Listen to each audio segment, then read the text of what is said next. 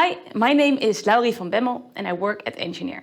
I work as career advisor for students and young professionals in the field of the built environment. And today, in this short video, I will help you with some tips on how to make a professional resume.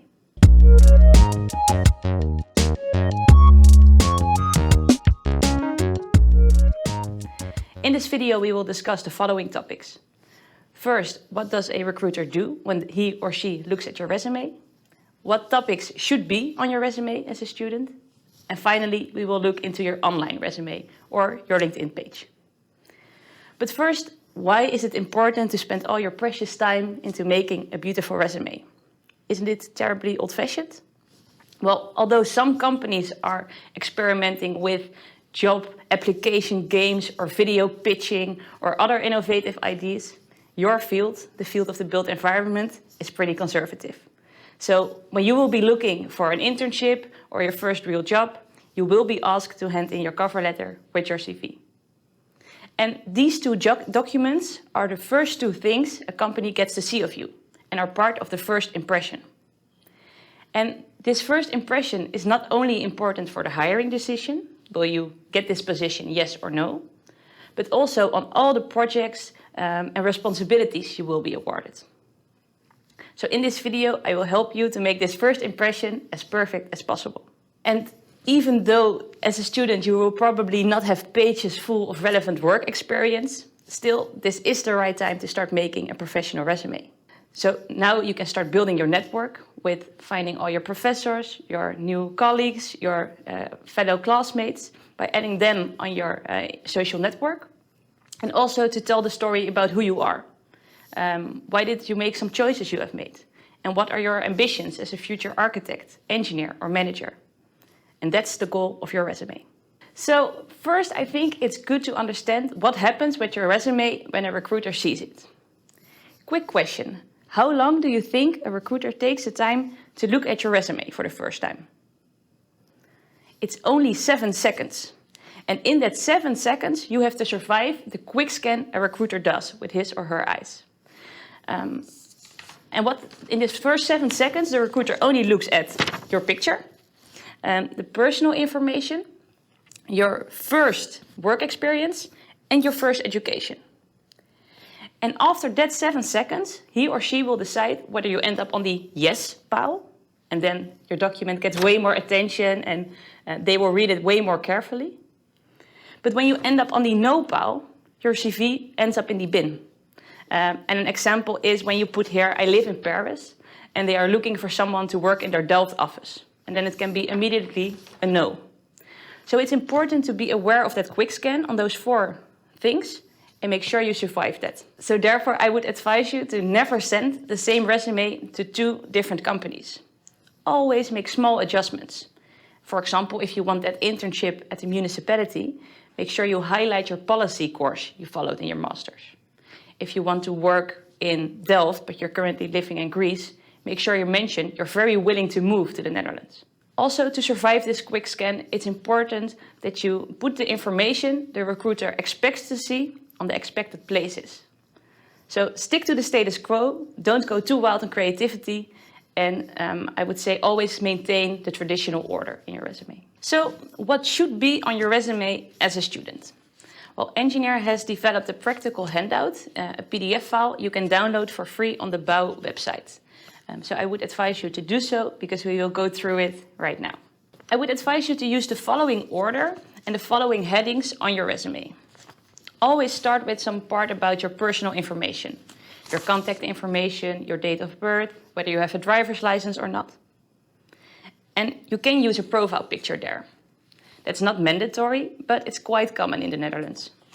Nowadays, with the internet, if I want to find a picture of you, I can find it. So it's best that you select the one I get to see and make sure it's a professional picture.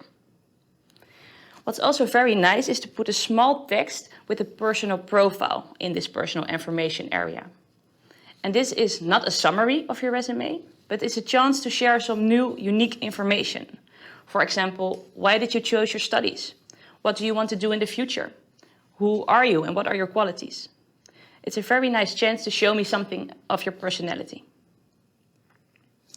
Well, after this heading, as a student, I would always advise you to continue with your education before your work experience. The fact that you are now studying at the TU Delft, that's your golden ticket on the job market. Much more than your part-time job in a restaurant, for example. Always work anti-chronological, so start in the now and work back to the past. So now your master, bachelor, and your high school. It's nice to elaborate a little bit on your favorite project or relevant topics you studied on in this course that are relevant for the internship or the position you're applying for. Then after your education, you can move on to your work experience. And I think it's important to distinguish relevant work experience and less relevant work experience. Make sure the upper experience always is relevant for the internship or the job you're applying for, because that's the eye catcher. So that can be an internship, that can be a part-time job you already had in the field, or maybe something completely different, but where you had some sort of skill or responsibility that is relevant for the job you're applying for now. Well, I would say every job you ever did is relevant because you have always learned something from it. But when you have a bunch of work experience, it can be smart to bundle a few of those part-time jobs together in one heading. You can check the handout on how to do so. Well, then I think most of you will already get to the second page. It's perfectly fine to use 2 pages for your CV. And here you start with your unpaid experience or your extracurricular activities. And you can think about committees, board years, volunteer work. This also says a lot about you as a person. Besides your work and your studies, what else did you do? What did you find important enough to not get money for, but still spend your time on? Make sure you also elaborate a little bit on what you learned, what experience, what responsibilities you had, so I know what skills you've developed. And then finally, you can end your resume with the practical information on software skills, your languages, certificates, maybe even some hobbies if you want to make it more personal. So I think those are the topics that should be on a complete resume as a student. A final tip is make it personal. So in the Netherlands, we really want to know who you are. We hire a person and we do not hire a piece of paper. And this is quite different around the world. So for example, in the UK, you should be way more formal in your resume. And in Asia, it's much more important to tell about all your achievements, your grade point average, awards you won. But here we want to know who you are. If we hire you, do we hire someone who likes to watch football with me in the weekends? So make it personal, use your personal profile for that and your hobbies. And finally, we will now look into your online resume or your LinkedIn page, because LinkedIn is huge in the Netherlands.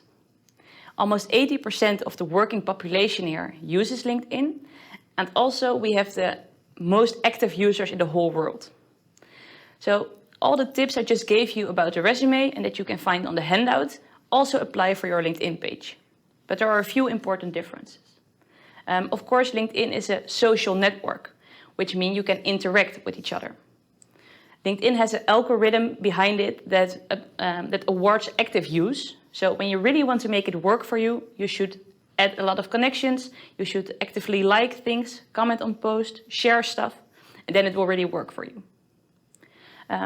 So I would always advise you to already start adding your colleagues, your committee members, your fellow students to start building that network.